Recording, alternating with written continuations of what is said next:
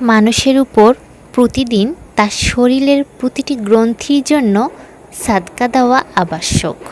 দুজন ব্যক্তির মাঝে ইনসাফ কায়েম করে দেওয়া একটি সাদকা। কাউকে বাহনে চড়তে সাহায্য করা বা বাহনে বোঝা তুলতে সাহায্য করা একটি সাদকা। উত্তম বাক্য উচ্চারণ করা একটি সাদকা। সালাতের জন্য মসজিদের দিকে অগ্রসর হওয়ার সময় প্রতিটি পদক্ষেপ একটি সাদকা। পথ থেকে কষ্টদায়ক বস্তু সরিয়ে দেওয়া একটি সাদকা। আমার এই শরীর আল্লাহর পক্ষ থেকে একটি বিশেষ উপহার। আমার উচিত এই উপহার প্রাপ্তির বিনিময়ে কিছু করা। আল্লাহর নবীও বলেছেন, আমার এই বহুমূল্য রত্নতুল্য শরীরের জন্য আমার সদকা করা আবশ্যক। গুনে গুনে প্রতিটি গ্রন্থির জন্য একটা করে সদকা। আমাদের মতো সাধারণ মানুষের পক্ষে শরীরের গ্রন্থি পরিমাণ নিত্যদিন সাদকা করা অসম্ভব। নবীজি বিকল্প বলে গিয়েছেন, কিছু আমল দিয়েছেন, সেগুলো করলে সাদকা আদায় হয়ে যাবে। হাদিসে দুই ধরনের আমলের কথা বলা হয়েছে।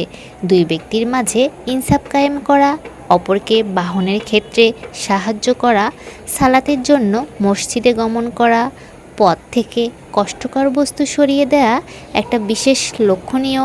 পথের কষ্টকর বস্তু সরিয়ে দেওয়াকে উল্লেখ করা হয়েছে মসজিদে গমনের পাশে। মসজিদে গমন করা হয় আবশ্যক ইবাদতের জন্য। দুই ধরনের দুটি আমলকে পাশাপাশি বলা, দুটিকে প্রায় সমান স্তরের মর্যাদা দেওয়া হয়েছে। মানে মসজিদে গমন করার যে সওয়াব পাওয়া যাবে, পথ থেকে কষ্টদায়ক বস্তু সরিয়ে দিলেও ঠিক একই রকম সওয়াব পাওয়া যাবে, সৎকার মতো সওয়াব হয়ে যাবে। কোনো ব্যক্তি পথ চলার সময় পথের উপর পড়ে থাকা কাঁটা সরিয়ে দিলে আল্লাহ তার গুণগ্রাহী হয়ে তাকে ক্ষমা করে দেন। সহিহ বুখারী হাদিস। ছোট্ট একটা কাঁটা সরানোর মাধ্যমে আল্লাহর ক্ষমা পেয়ে যাব। আমার ছোট্ট এই কাজের মাধ্যমে কত মানুষ আর কত জীব কষ্ট পাওয়া থেকে রক্ষা পাবে।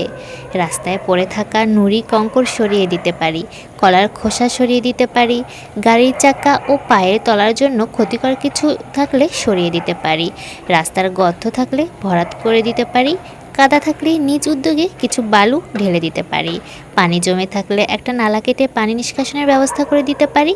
প্রতিটি কাজের জন্য আমি সরাসরি আল্লাহর কাছে ক্ষমা পেতে পারি।